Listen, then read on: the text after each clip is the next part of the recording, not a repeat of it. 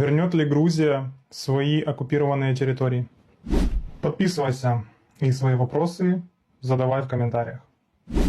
Когда Грузия вернет свои территории? Вопрос, который витает в воздухе не один десяток лет. И если кто-то сейчас скажет, мол, да никогда, ну, держите свой пессимизм при себе. История штука упрямая. Меняются карты, рушатся империи, а народы все равно возвращаются к тому, что считают своим. Грузины упертые. Это не шутка. Упорство у них в крови, вместе с вином, танцами и песнями. Прошли через монголов, персов, турков, русских императоров, советскую власть и все равно остались грузинами. И сейчас, несмотря на заморозку конфликтов, несмотря на давление и пропаганду, Грузия продолжает тихо, но уверенно двигаться к своей мечте – полной независимости и целостности. Когда? Честно, не завтра. И даже, возможно, не в ближайшие 5 лет. Но все идет к тому, что большая геополитическая жара уже началась. Россия трещит по швам, держится на остатках страха и былого величия. А когда большие монстры падают, маленькие народы начинают возвращать свое. Я верю, что как только в России начнутся серьезные внутренние процессы, а это, судя по всему, вопрос времени, окно возможностей для Грузии откроется. Не факт, что легко, не факт, что без крови, но шанс будет.